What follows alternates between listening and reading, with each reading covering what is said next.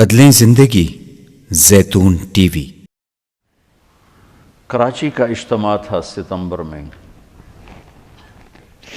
تو انہوں نے میرے لیے ایک چھوٹا سا خیمہ بنایا ہوا تھا کراچی والوں نے، تو میں وہ خیمے میں بیٹھا ہوا تھا، تو ایک نوجوان میرے پاس آیا کہ جی پاکستان کا ایک مشہور گلوکار ہے، اس کا نام ہے جنید جمشید، میں آپ سے ملانا چاہتا ہوں۔ میں نے کہا کدھر ہے؟ کہ میرے ساتھ آیا۔ میں نے کہا تم کیسے جانتے ہو؟ کہ میرا کلاس فیلو تھا۔ میں نے کہا لے آؤ۔ تو وہ اس کو جب لے کر آیا تو اس نے چہرہ چھپایا ہوا تھا، مجمع کی وجہ سے شاید چہرہ پورا سے چھپایا ہوا۔ میرے سامنے آ کے بیٹھا اور یوں کھولا تو وہ وہی نوجوان جس کو میں نے اسکرین پر ناچتے دیکھا تھا۔ حیران۔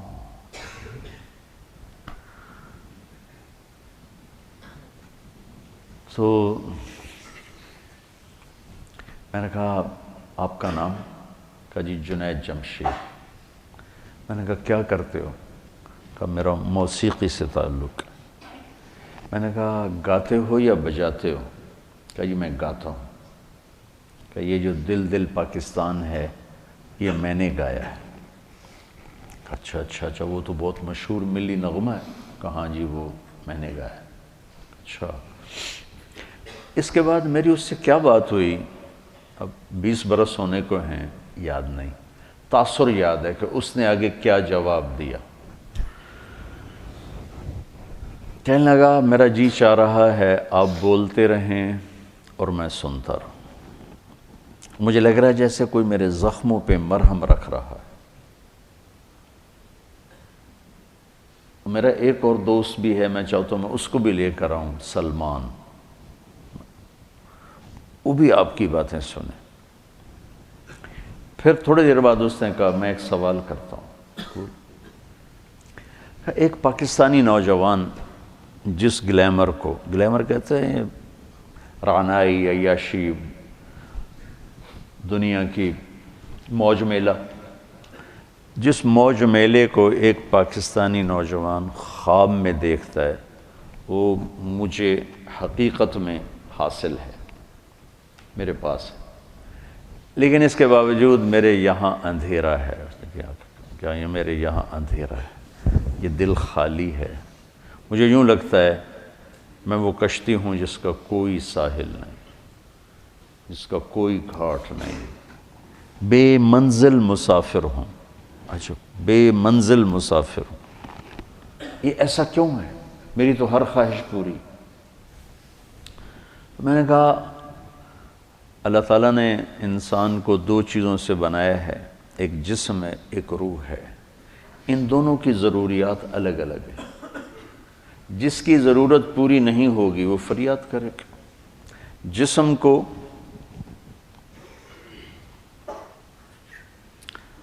روٹی چاہیے، پانی چاہیے، ضروریات زندگی چاہیے، ان میں سے جو چیز بھی اس کو نہیں ملے گی وہ فریاد کرے گا۔ روح نہ عورت کو جانتی ہے، نہ روٹی کو جانتی ہے، نہ پانی کو جانتی ہے، نہ موسیقی کو جانتی ہے۔ روح ایک اللہ کا امر ہے جو صرف اللہ کو جانتا ہے، اسے اللہ چاہیے، اسے اللہ کا رسول چاہیے۔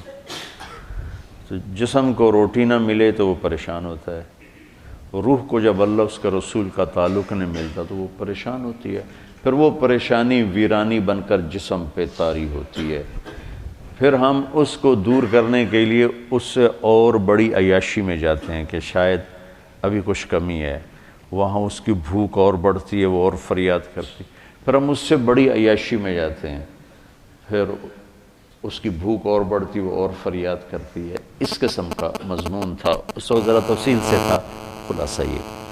اور میں نے کہا اس کی مثال ایسے کہ درد ہو اس گھٹنے میں اور دوا لگے اس گھٹنے میں تو دوا بھی جا رہا ہے اور درد بھی نہیں جا رہا۔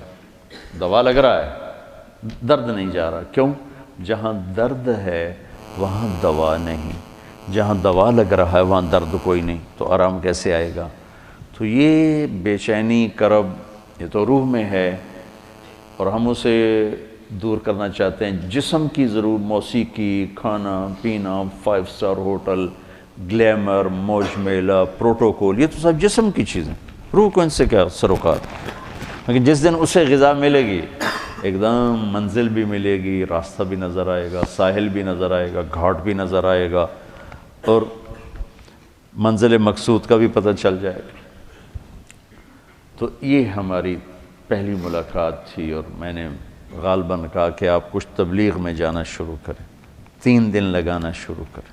کہنے لگا میں کیسے لگاؤں، میں تو گاتا ہوں، ناچتا ہوں، ڈانس کرتا ہوں، تبلیغ کس منہ سے کروں گا؟ کعبہ کس منہ سے جاؤ گے غالب، شرم تم کو مگر نہیں آتی۔ میں نے کہا یہ تو دوا ہے، تو پہلے دن دوا کھانے سے آرام آتا ہے؟ مسلسل دوا کھاتے کھاتے کھاتے بیماری دبنا شروع ہوتی ہے اور اللہ تعالیٰ اسے ٹھیک کر دیتا ہے۔ یہ دوا ہے، تم شروع کرو، اس کو سوچو مت کہ میں ناچ رہا ہوں، گا رہا ہوں، چل ٹھیک ہے۔ کوئی قبولیت کی گھڑی تھی اس نوجوان کی، اس نے 3 دن شروع کر دی۔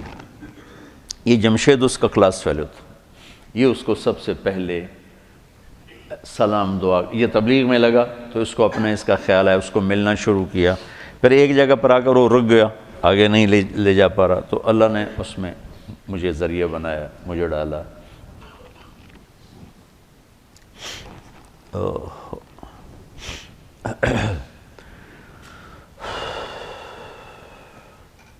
نومبر 1997 میں 4 مہینے کے لیے میری تشکیل ہوگی امریکہ، مستورات کی جماعت، میں اور اہلیہ اور لاہور کی جماعت تھی۔ میں لاس اینجلس میں تھا، تو میں نے اسے فون کیا، تو اس زمانے میں یہ CLI پر نمبر نہیں آتا تھا، تو اور یہ اتنے موبائل فون یہاں اتنے تھے بھی نہیں، دوسرے فون تھے، تو میں نے اس کا فون نمبر لے لیا تھا، تو میں نے اسے لاس اینجلس سے فون کیا۔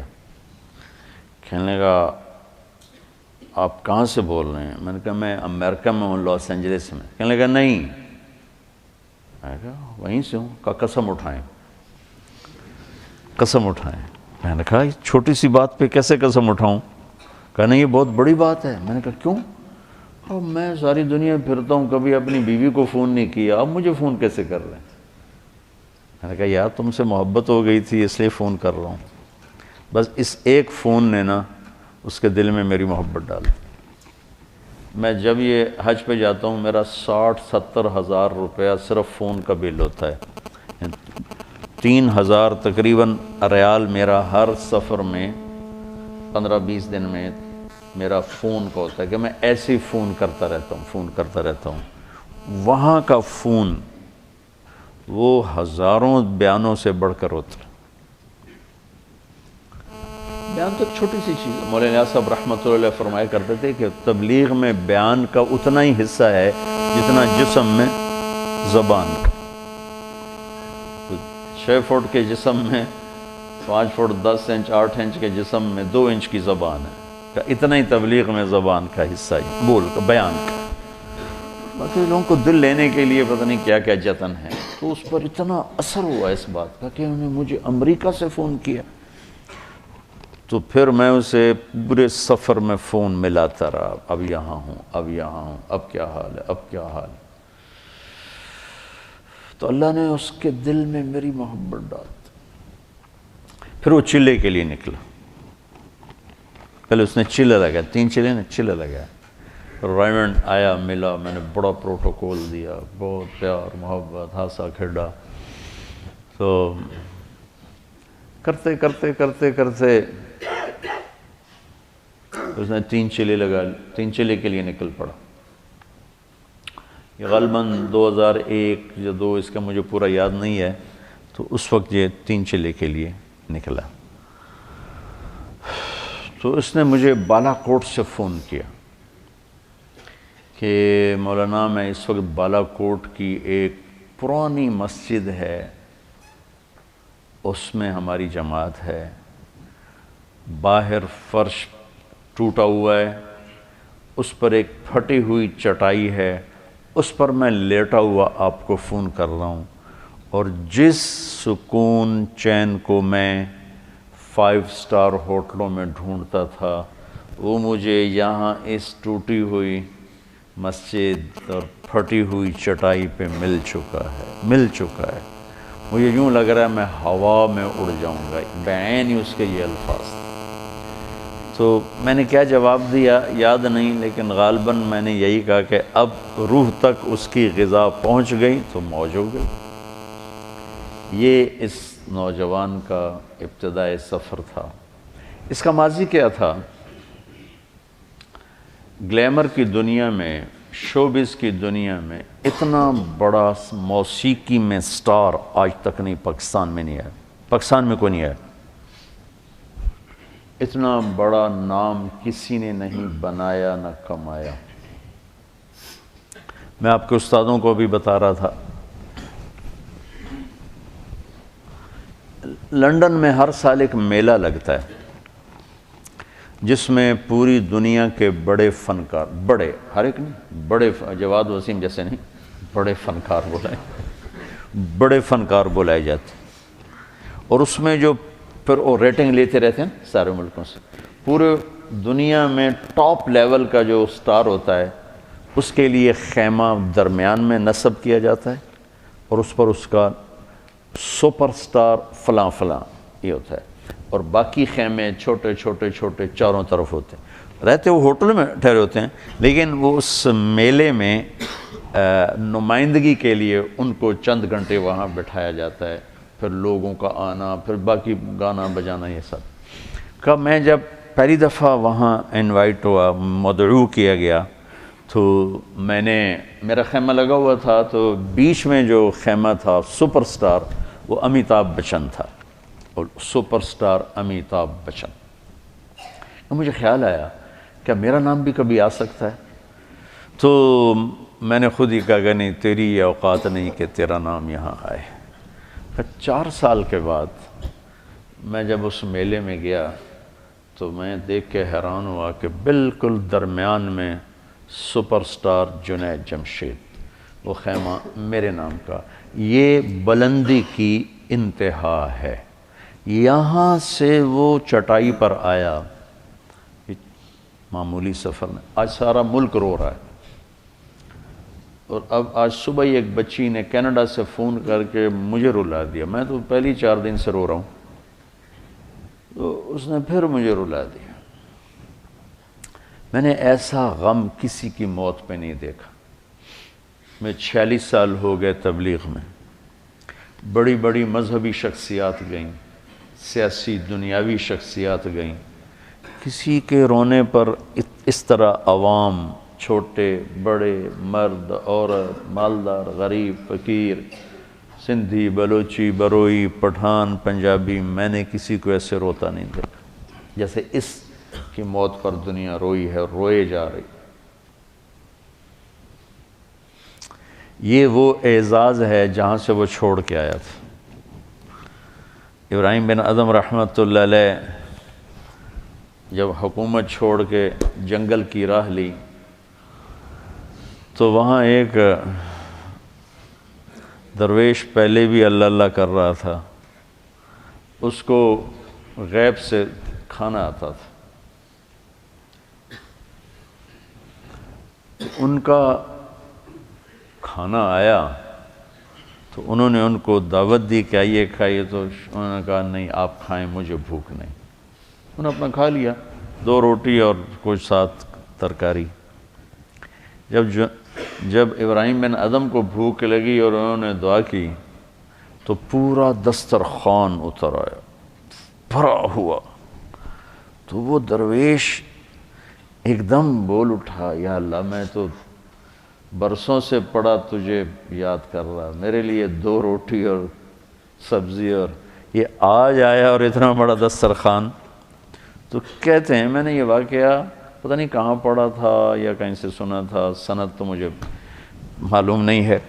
تو غیب سے آواز آئی کہ تم جھونپڑا چھوڑ کے آئے ہو، یہ بادشاہت چھوڑ کے آیا ہے۔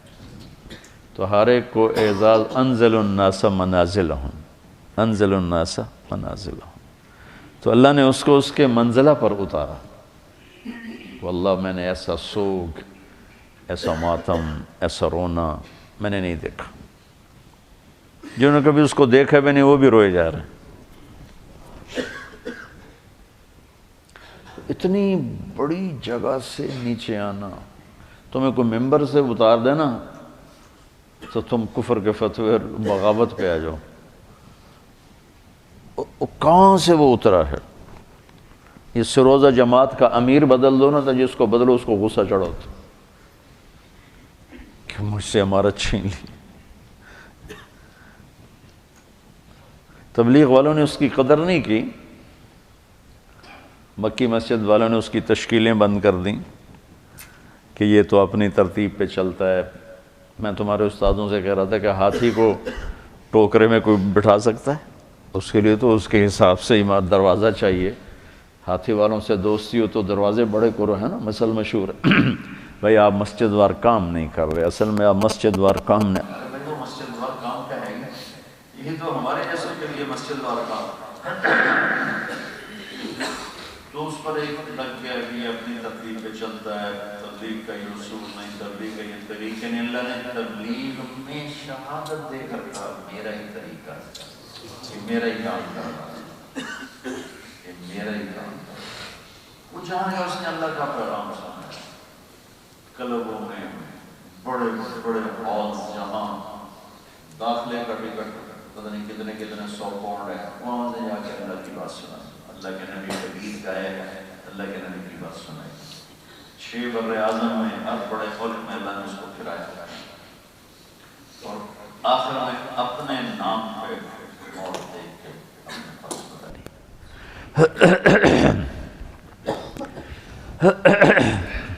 3 چیلے لگنے کے بعد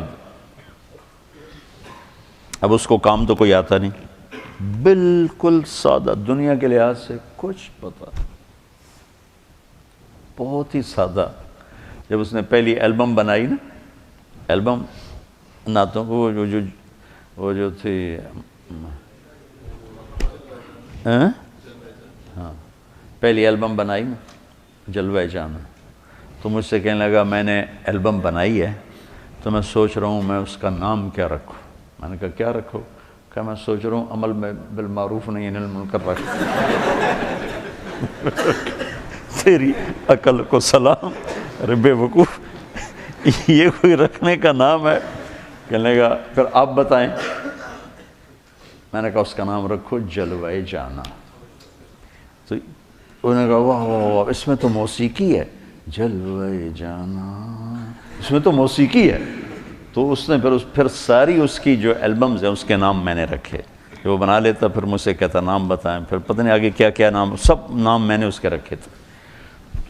بہت سیدھا تھا دنیا کے لحاظ سے۔ تو جب موسیقی چھوڑی تو کمائی ختم، اور کوئی ہاتھ پکڑنے والا کوئی نہیں۔ مکان بیچنا پڑا، بک گیا، کام نہیں چلا۔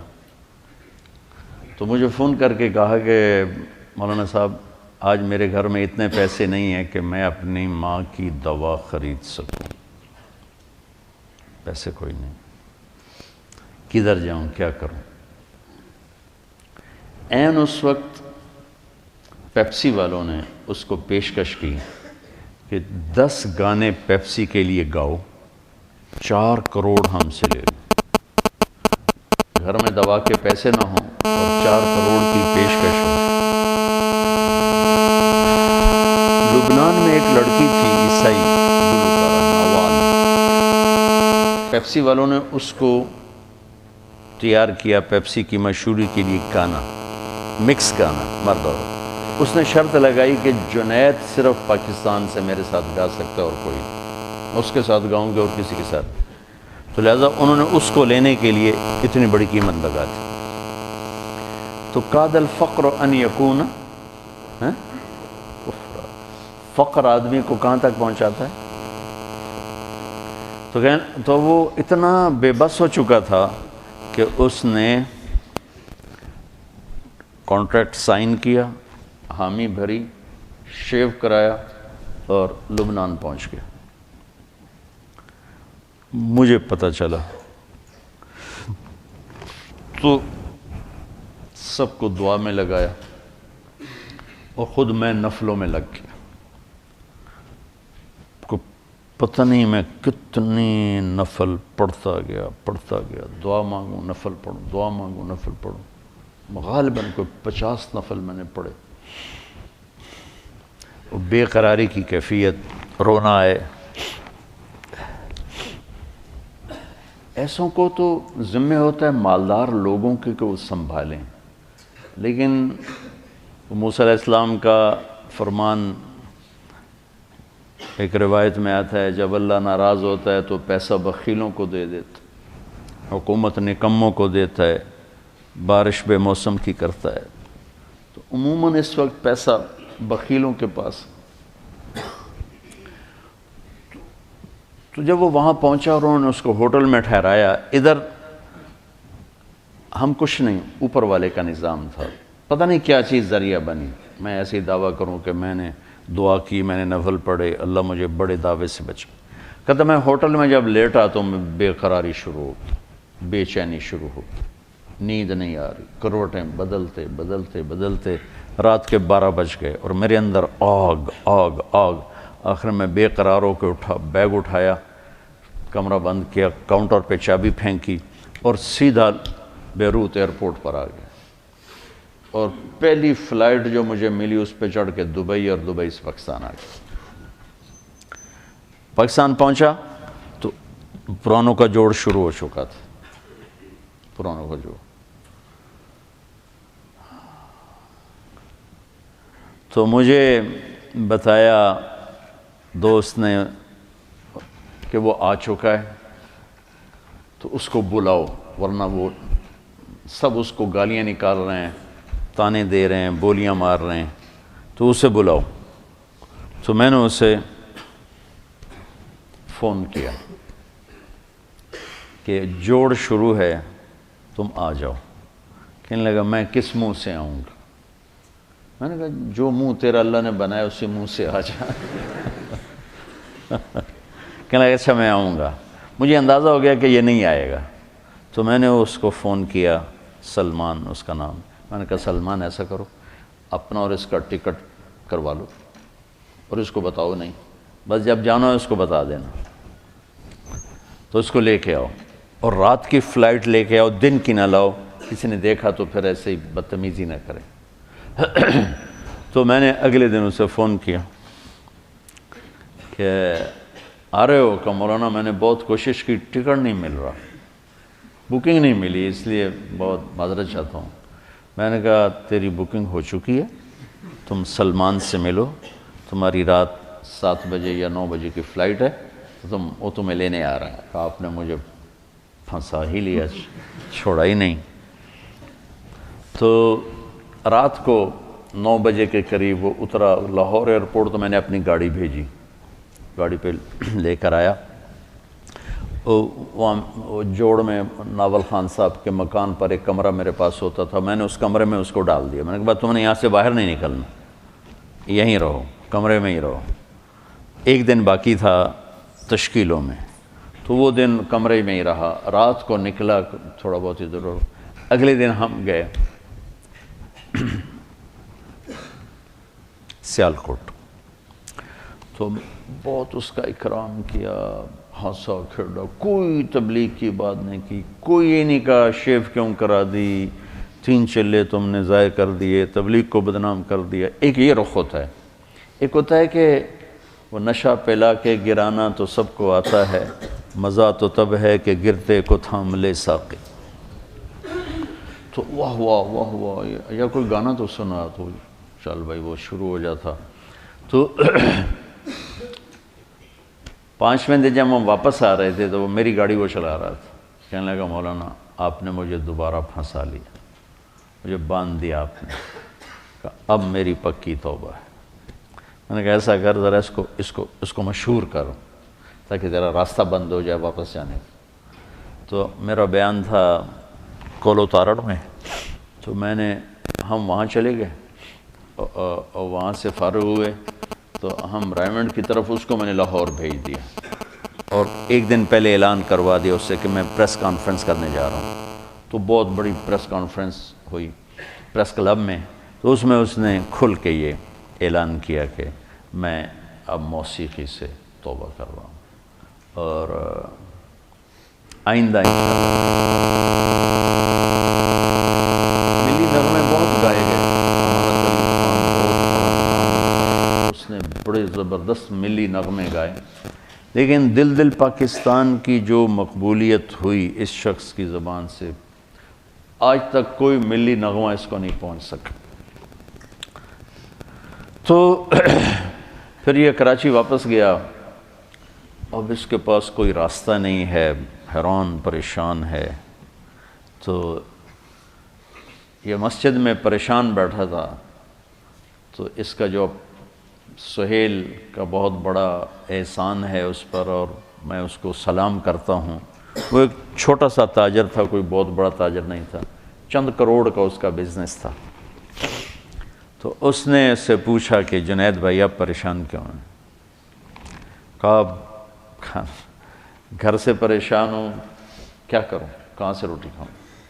ایک دکان بنائی، وہ چلی نہیں۔ کہنے لگا مجھ سے تو کوئی آ کے کرتے ہی نہیں خریدتا، تبلیغ والے بھی نہیں آتے، نیک لوگ بھی نہیں آتے۔ تو اس نے کہا میرا کاروبار ہے، آپ میرے ساتھ شیئر کر لیں۔ تو میرے پاس تو پیسے کوئی نہیں، کہاں سے شیئر کروں؟ آپ کے پاس کوئی پراپرٹی ہے؟ تو پھر کہنے لگا مجھے یاد ہے انگلینڈ میں ایک مکان تھا، انہوں نے کہا وہ بیچ دیں۔ تو وہ 1,00,000 پاؤنڈ میں اس نے وہ بیچ دیا، تو 1 کروڑ 1.25 کروڑ اس کو ملا۔ تو وہ مجھے دے دیں اور آپ کا 30% آپ کا، باقی میرا 70 میرا۔ تو اللہ تعالیٰ نے اس کو ہنر دیا تھا، اس کا نام تھا، تو اللہ نے جو اس کی قربانی، اس نے اس کو تو کچھ پارٹنر ہو تو پھر کہتے ہیں اب یہ کام کرو، یہ ذمہ داری اٹھاؤ، اس نے اس کو فری کر دے گا، اب جاؤ جو مرضی کرو، بس تیرا نام مجھے چاہیے، تو جو مرضی کر۔ تو اس وقت ان کا برانڈ پاکستان کا سب سے بڑا برانڈ بن چکا، اور حیرت کی بات ہے یہ بڑے بڑے نام والے گل احمد اور کھاڑی اور کیا کچھ کتنی لڑکیوں کے اشتہار چھاپ رہے ہیں، پورے پاکستان کو لڑکیوں سے بھر دیا، ان کا ایک اشتہار نہیں ہوتا لڑکی کا، اور پاکستان کا سب سے بڑا برانڈ ہے، کئی سال سے ہر سال ٹرافی لے رہے ہیں، ایکسپورٹ کی ٹرافی یہ لے رہے ہیں۔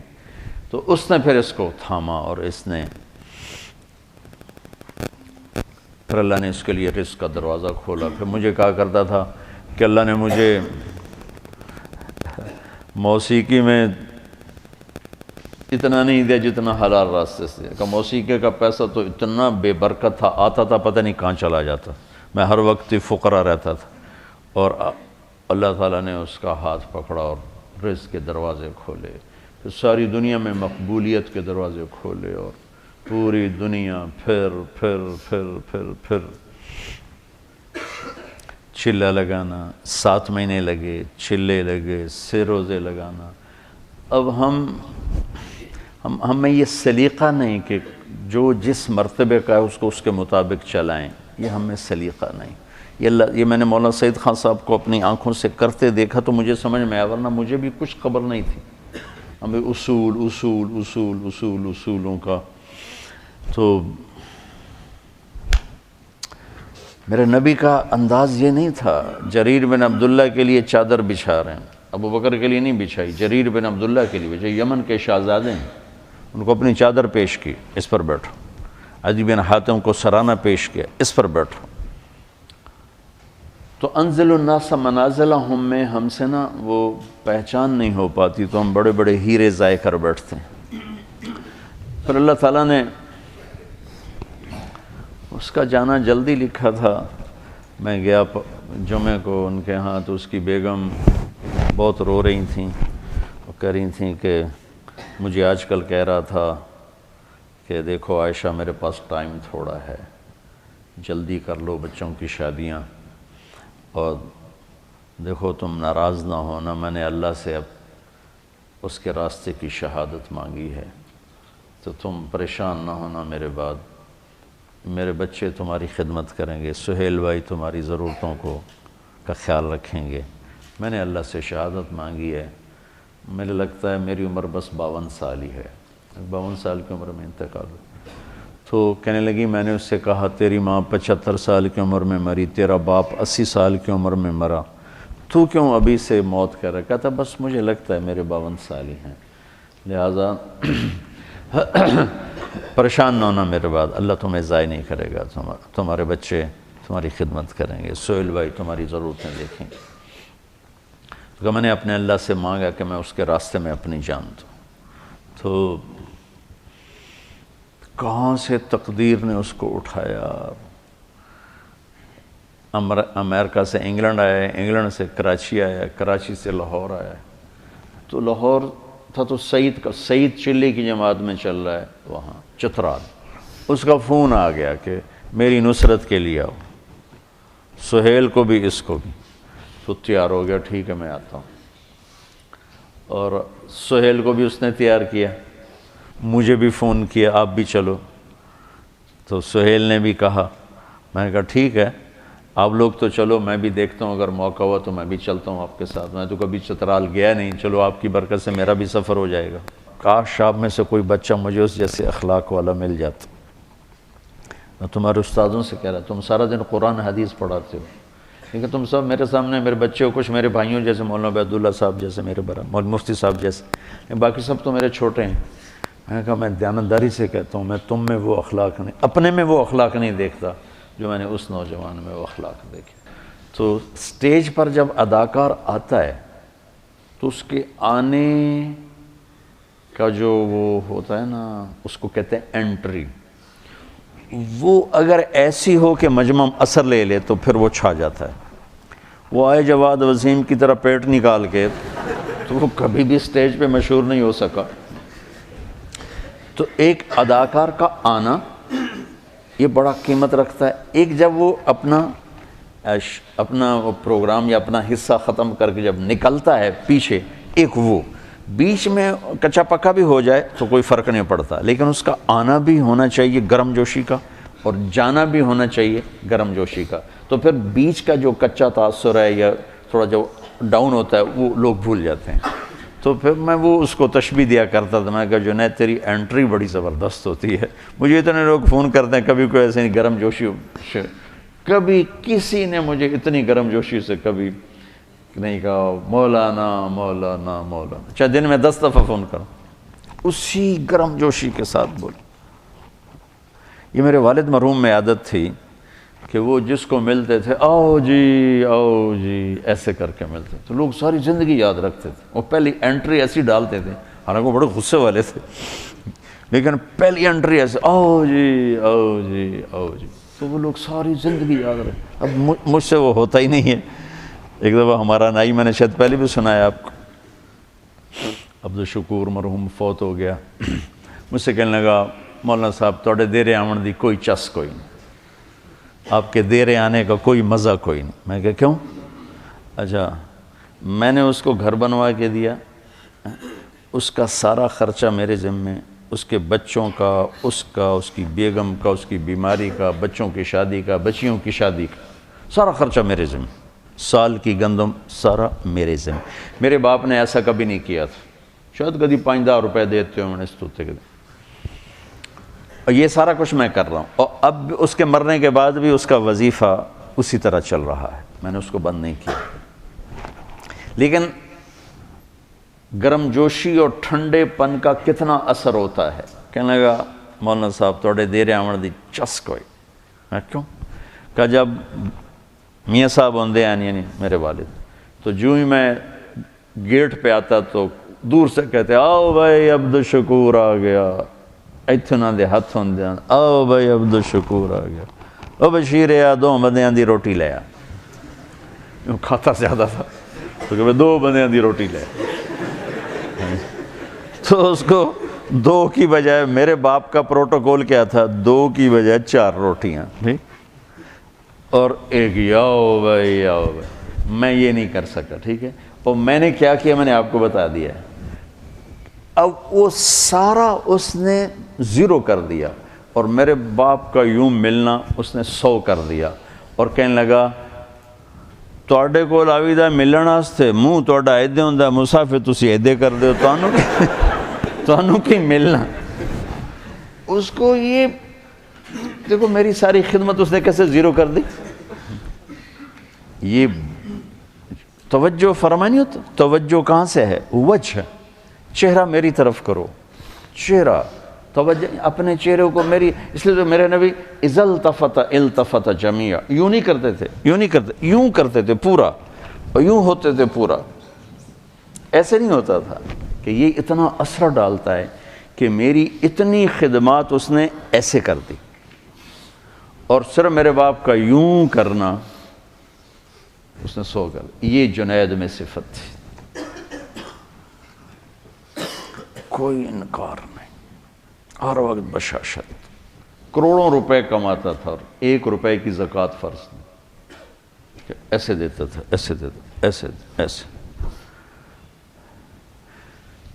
ہر وقت اس کی جیب سے ایسے نکلتے تھے، اور اپنی بیگم سے کہا ابھی کہ دیکھو مجھے لگتا ہے میرا وقت قریب آ چکا ہے، تو میرے بعد ہاتھ نہ روکنا، اللہ کے واسطے خرچ کرتے رہنا، ہاتھ نہ روکنا۔ تو بچوں بڑا صدمہ دے کر گیا ہے، میں کہہ رہا تھا ایک شعر ہے بڑا پرانا گھسا پٹا سا، ہر کوئی اپنے مردے پر فٹ کر دیتا ہے، لیکن مجھے پہلی دفعہ یہ شعر بڑا وزنی نظر آیا اور بڑا بھرپور نظر آیا، اور اس شعر کہ اگر کوئی مصداق ہے میری اس زندگی میں تو وہ جنید بنا ہے۔ بچھڑا کچھ اس صدا سے کہ رت ہی بدل گئی، وہ ایک شخص سارے شہر کو ویران کر گئے، میں اس پر فٹا تھا، میں نے اور کسی شخصیت پر ایسا ماتم نہیں دیکھا، ایسا رونا دھونا نہیں دیکھا۔ میرے عزیزو دیکھو، میں تمہارا استاد تو کوئی نہیں ہوں، کیونکہ میرا پڑھانا تو ہوتا نہیں، تمہارے استاد بیٹھے، ہمیں سبب ہوں اس سارے، اللہ نے مجھے سبب بنایا آپ بچوں کے جمع ہونے کا، یہ ایک سسٹم کا۔ زندگی اس امت کو مختصر ملی ہے، کام بہت بڑے ملے ہیں، اس میں سارے نہیں ہو سکتے، سارے نہیں ہو سکتے، ایک ہی ہو سکتا ہے۔ ایک سے مراد ہے یعنی جو زیادہ اہم ہیں ان میں لگا جا سکتا ہے۔ ابو غدہ رحمۃ اللہ علیہ نے بھی اپنی کتاب میں لکھا ہے کہ علم لا محدود ہے، زندگی محدود ہے، لہذا سب کا احاطہ نہیں ہو سکتا، تو اپنے آپ کو اہم فل اہم میں لگاؤ، ایسے نہ ضائع کرتے پھرو، منطق کے پیچھے لگ گئے، فلسفے کے پیچھے لگ گئے، پتہ نہیں شعر و شاعری کے پیچھے لگ گئے، وہاں لگو جہاں کچھ کما سکو۔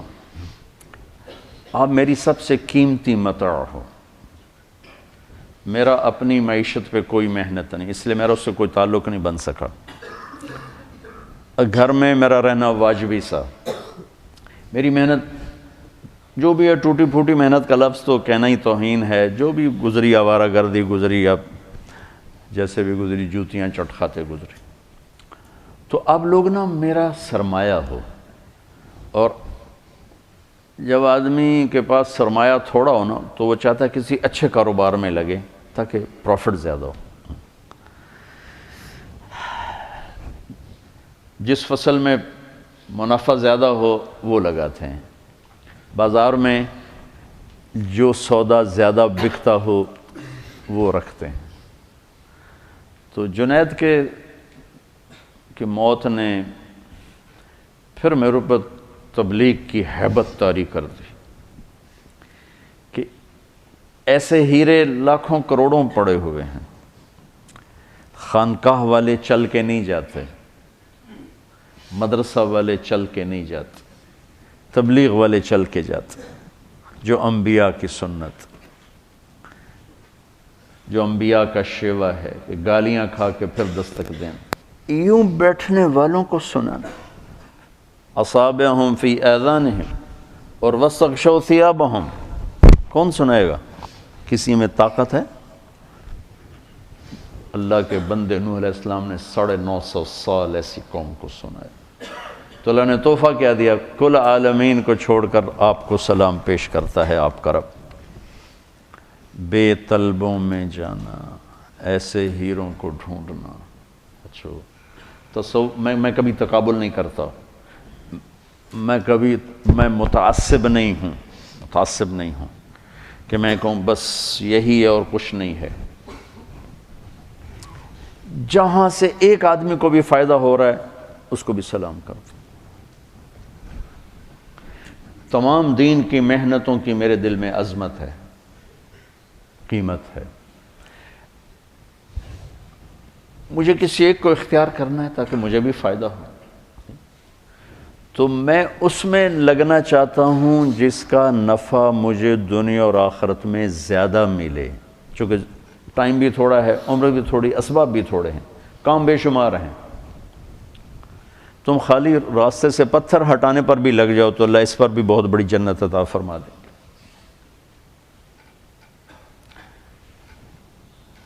ایک واقعہ یاد آیا، ایک غلام جیلانی برق مرحوم تھے، پہلے تو وہ پرویزی ٹائپ تھے، پھر مولانا زید الحسانی رحمۃ اللہ علیہ کی صحبت کی تو فیض اللہ نے ان کو توبہ کی توفیق بخشی، تو بہت بڑے ادیب تھے، قلم کے بادشاہ تھے۔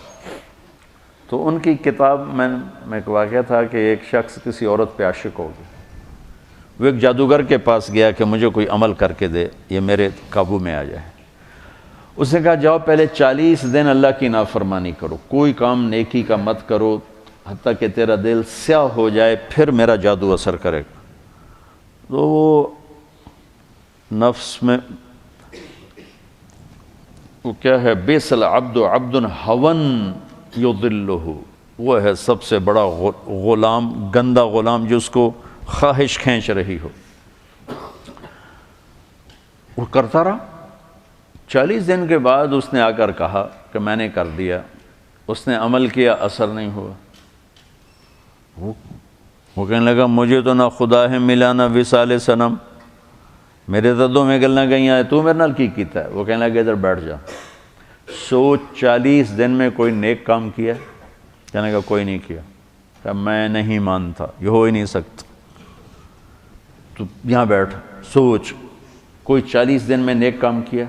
وہ سوچتے سوچتے سوچتے کہنے لگا اور تو کچھ بھی یاد نہیں، جا رہا تھا راستے میں پتھر پڑا تھا، میں نے ایک طرف کر دیا کسی کو ٹھوکر نہ لگی۔ تو جادوگر کی ہائے نکلی کہ لعنت ہے تجھ پر کہ تو ایسے کریم رب کا نافرمان ہونا چاہتا ہے جس نے ایک چھوٹی سی نیکی پر تیرے ایمان کو سلامت رکھا۔ کہ میرا جادو چلتا ہی اس وقت ہے جب ایمان رخصت ہو جائے، تو توبہ کر اور میں کلمہ پڑھتا ہوں۔ اس لیے میری نظر میں دین کے کسی کام کا استخفاف نہیں، لیکن کیا فرض اور واجب برابر ہیں؟ بولو، واجب اور سنت برابر ہیں؟ سنت اور سنت غیر مؤکدہ برابر ہیں؟ نفل اور سنت برابر ہیں؟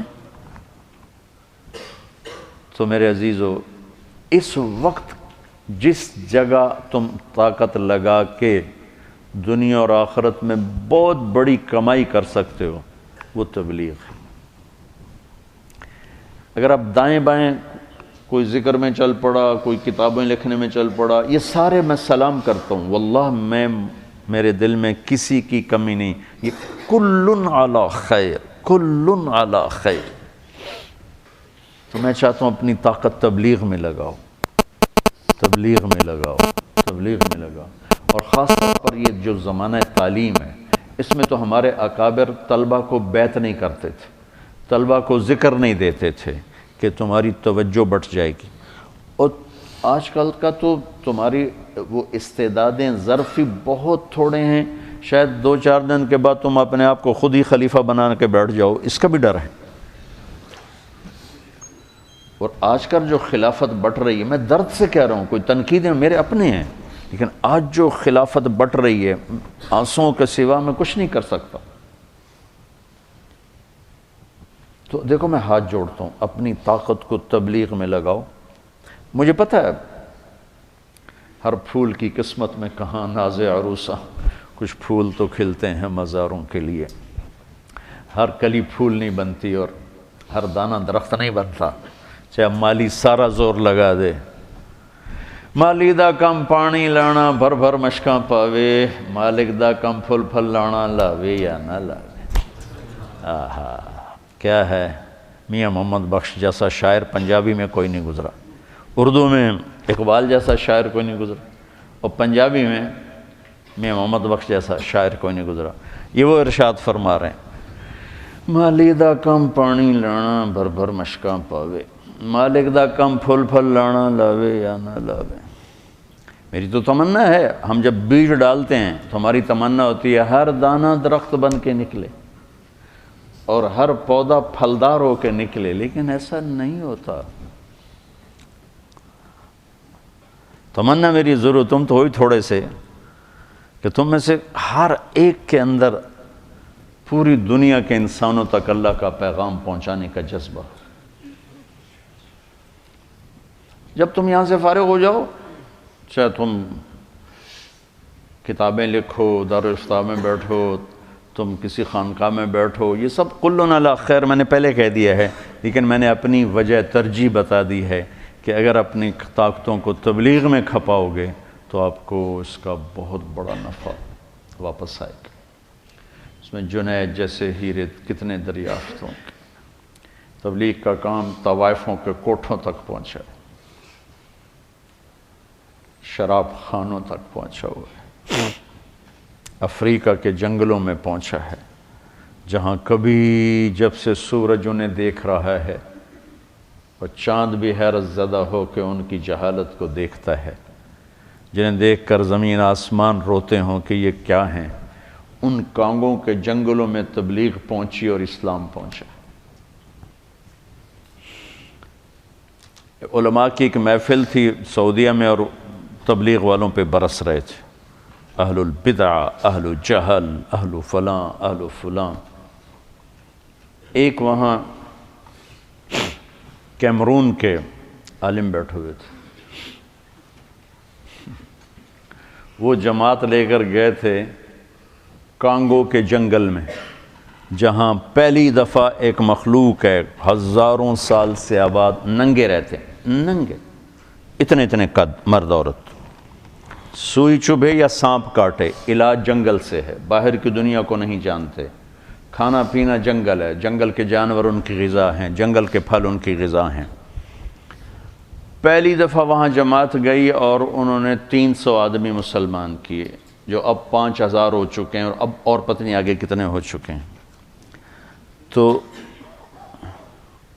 مولانا صاحب نے تھوڑی سی کارگزاری سنائی تو سارے علماء ایک دم محو حیرت ہو گئے، کہنے لگے بھائی ہمیں نہیں پتہ تھا کہ یہ کام یہاں تک پہنچ چکا ہے۔ پھر اگلے سال ایک ان میں سے ان کا سردار حج پر آیا تو اس نے ان سارے علماء سے ان کو ملا کہ یہ اس کا ثبوت ہے، یہ حج کے لیے آیا ہوا ہے۔ میرے عزیزو، باغباں کی تو خواہش ہوتی ہے کہ ہر غنچہ کھلے بھی، پھلے بھی، پھولے بھی۔ میری تمنا ہے، میری درخواست ہے، سب کی قدر، سب کی عظمت، واللہ میرے دل میں کسی کی کمی نہیں ہے۔ اس تھوڑی سی زندگی میں وہ کروں جس کا نفع زیادہ ملے۔ تھوڑا سرمایہ والا اپنے سرمایہ کو ضائع کرنے سے ڈرتا ہے کہ کہیں کھو نہ بیٹھو، تو اس امت کو زندگی کا سرمایہ تھوڑا ملا ہے، وہاں لگاؤ جہاں اس کی واپسی بہت زیادہ ہو۔ وہ اس وقت تبلیغ میدان میں چہار دانگ اس کی خوشبو ہے۔ تو مجھے اللہ نے اس قافلے کے ساتھ جوڑے رکھا۔ آپ بچوں سے بھی یہی چاہتا ہوں، نہ آپ کا علم پختہ ہے، نہ صحبت پختہ ہے، نہ تجربہ ہے، تو 2-4 کتابیں پڑھ کے اپنی رائے قائم مت کرو، نہ کہیں کھڈے میں گر جاؤ گے۔ ہم آپ کو زبردستی تو نہیں کر سکتے ہیں، لیکن اپنے دلوں کے دروازے ہماری آواز کے لیے کھلے رکھو، اپنے دماغ کے ریشوں کو ہماری بات کے لیے کھلا رکھو، کل آپ اس کا نفع اٹھاؤ گے۔ میں نے اپنے بڑوں کی ہر ناگواری کو برداشت کیا اور کبھی اعتراض نہیں پیدا ہونے دیا۔ ٹھیک، اللہ مجھے اس کا نفع دے رہا ہے، اللہ مجھے اس کا نفع دکھا رہا ہے۔ تو تم مجتہد نہ بنو بچوں، خود اپنی رائے قائم نہ کرو، یہ ہے اور یہ ہے، بہت چھوٹا سا ہمارے پاس۔ تو پھر ویسے ہم نے نصاب چھوٹا کر دیا ہے، یہ 8 سال والوں کو 7 سال کر دیا، اب 7 سالوں کو 6 سال کر دیا، تو اب 3 جگہ تم تقسیم نہیں ہو سکتے ہو، لہذا یا تعلیم میں لگو یا تبلیغ میں لگو، جب فارغ ہو جاؤ پھر جو تمہارے جی میں آئے، چاہے جو مرضی کرنا. مجھے 8 سلسلوں میں خلافت حاصل ہے. 8 یہاں 4 ہیں نا، چشتیہ، قادریہ، سہروردیہ، نقشبندی. مجھے 8 سلسلوں میں 4 جو ان کو مجھے نام بھی نہیں آتا. خلیفہ غلام محمد صاحب رحمۃ اللہ علیہ کا پیغام آیا. نقشبندی سلسلے کی بہت بڑی شخصیت تھی، اور حضرت لاہوری رحمۃ اللہ علیہ سے بھی خلافت تھی. ڈیرہ اسماعیل خان سے پیدل لاہور جاتے تھے اپنے شیخ کو ملنے کے لیے. ڈیرہ اسماعیل خان سے پیدل 104 سال کی عمر میں وفات پائی. تو ان کا پیغام آیا کہ مجھ سے آ کے ملو. میں لاہور میں تھا، میں رائمنڈ تھا، وہ لاہور تھے. اجتماع تھا تو میں نے نظر انداز کر دیا. تو پھر ان کے کا پیغام ہے مجھ سے آ کے ملو، میں نے پھر نظر انداز کر دیا. میں کہا حضرت مجھے تو تصوف کی الف بے کا نہیں پتہ. کہا بس میں نے آپ کو دینی ہے. پھر ادھر انگلی رکھ کے پتہ نہیں کیا کیا، پھر ادھر کچھ کیا سے سوراخ ہوا کہ نہیں ہوا یہ تو اللہ رسول جانے. پھر انہیں میری خلافت لکھوائی. 4 جو یہاں معروف ہیں، 4 اور جو میں نے پہلی دفعہ ہی سنے ہیں، پتہ ان کے نام کہیں وہ پرچہ پڑا ہوگا، میں نے سنبھال کے رکھا ہوا تو تھا، لیکن وہ میں ایسے مجہول سا ہوں اپنی چیزوں کے بارے میں. تو 8 سلسلوں میں مجھے خلافت دی. لیکن میں تمہیں دیانتداری سے کہہ رہا ہوں، تمہارا فائدہ تبلیغ میں لگنے میں ہے. مولانا یوسف لدھیانی صاحب رحمۃ اللہ علیہ نے مجھے خلافت دی. اور میرے لیے جو سب سے بڑی باعث برکت ہے نا، وہ سید نفیس الحسینی شاہ صاحب رحمۃ اللہ علیہ کی نسبت. تو بچوں آگے فقیرانہ اے صدا کر چلے، میاں خوش رہو ہم دعا کر چلے. کرنا نہ کرنا تو آگے تمہارا کام ہے، بتانا ہمارے ذمہ ہے. سو کوشش کی ہے کہ آپ کو بتا دیا جائے. احباب جمع ہے، میر حال جد کر پھر اتفاق سے دیکھے تو اس طرح کرنا. چلو جنید کے لیے تھوڑی دعا کرو. اللہم لک الحمد للہ وصلی علی محمد وقل منا ما انک انت التواب الرحیم. یہ اللہ یہ سارا مجمع تیرے نیک نیک نیک نوجوانوں کا ہے. ان کے استاذوں ہوں یا مدرسے کے ملازم ہوں یا یہ بچے پڑھنے والے ہوں، یہ سب تیری راہ کے مسافر ہیں. سب و شربان شوق و عبادت ہی رہیں. یا اللہ یا اللہ تو ان کے اٹھے ہوئے ہاتھوں کی خیر. سارے شہدائے اس جہاز کو، خاص طور پر میرے دوست میرے بھائی جنید کی اہلیہ کو اپنی شایان شان درجات عطا فرما. ان کی بخشش فرما، ان کے درجے بلند فرما، ان کی کمی کوتاہیاں معاف فرما. یا اللہ یا اللہ یا اللہ. زندگی بھر میں جو اس سے غفلت ہوئی، کوتاہی ہوئی، تو بہت قدرت والا ہے. اپنے فضل و احسان سے اس کو معاف کر دے. اس نے ساری زندگی تیرے نبی کی نعت سنائی، تیری تعریف کی. تیرے سامنے اس نے ایک مناجات ایسی گائی ہے یا اللہ کہ وہ جب بھی سناتا تھا ہمارے دل پگھلتے تھے، ہمارے آنسو بہتے تھے. یا اللہ وہ تیرے پاس پہنچ چکا ہے. ہماری دعا ہے یا اللہ کہ تو اہل ایمان کو وہاں جمع کرے اور اس سے کہے اٹھ اور کھڑا ہو. سنا الہی تیرے در پر بھکاری بن کے آیا، الہی تیری چوکھٹ پہ بھکاری بن کے آیا. یا اللہ مدت تو ہم نے یہ مناجات سنی، مینا میں سنی، عرفات میں سنی، مکہ میں سنی، اور یا اللہ ہم آنسوں سے روئے. اس کی دردناک آواز نے وہ خود بھی روتا تھا، ہمیں بھی رلاتا تھا. یا اللہ آج وہ تیری بارگاہ میں پہنچ گئے. میرا جی چاہتا ہے یا اللہ تو اہل ایمان کو جمع کرے، ان کی ارواح کو جمع کرے، فرشتوں کو جمع کرے، اور تو ان سے کہے میرے بندے اٹھ اور سنا. الہی تیری چوکھٹ پر بھکاری بن کے سراپا عجز فقر و نلوت لے کے آئے. اے اللہ ہم بھی تیرے پاس راستے میں ہیں، کب آنا ہے تجھے زیادہ پتا ہے، لیکن ہم بھی میرے مولا بھکاری ہیں، عجز و ندامت ہے، دامن خالی ہے. نیکیاں بھی گناہ نظر آتی ہیں، گناہوں کا بوجھ تو پہلے ہی بہت زیادہ. اے اللہ ڈر لگتا ہے پتہ نہیں کس حال میں تو واپس بلائے گا. میرے مالک تو نے فضل فرمایا، ساری زندگی نیک نامی کے ساتھ گزروائی، نیک لوگوں کے ساتھ گزروائی، ان خوبصورت نوجوانوں کے ساتھ گزروائی۔ اے اللہ، یا اللہ، اے میرے مالک، تیری بے نیازی سے ڈر بھی کرتا ہے، تو سمجھ، تو غنی ہے، ہم فقیر ہیں،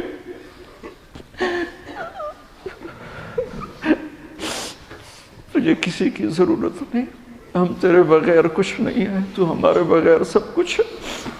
اے مالک، تو نے یا اللہ فضل فرمایا، ایک زندگی کا لمبا عرصہ اس نیک راستے، نیک نامی سے گزرو۔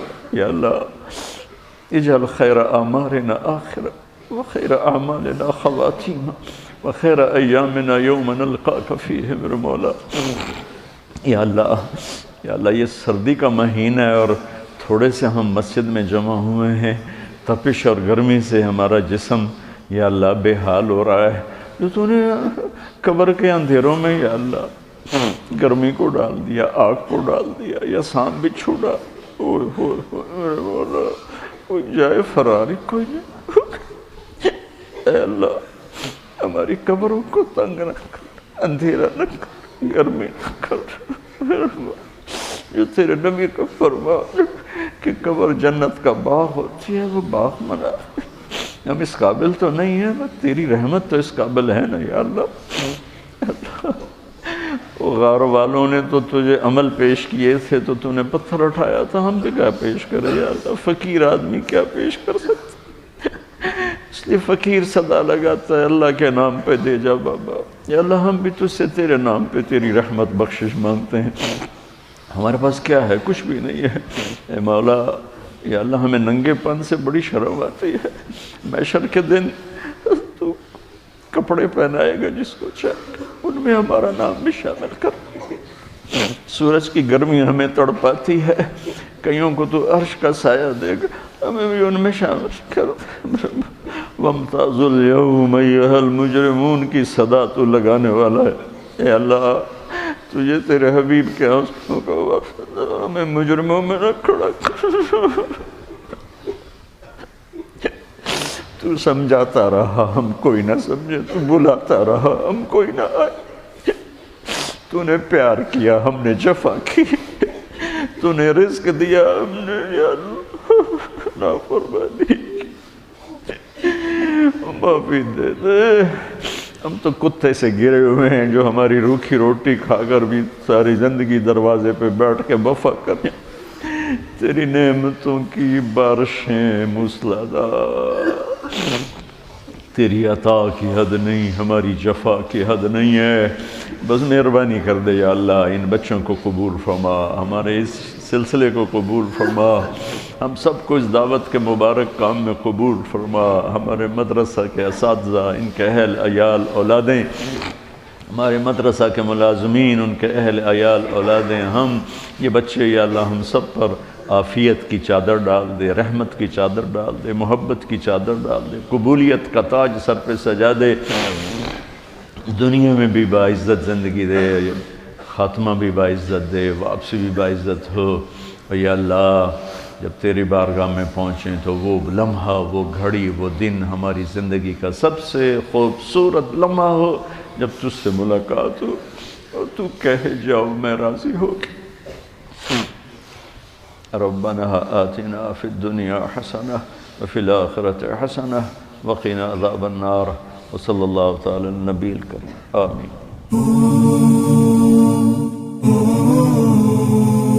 زیتون ٹی وی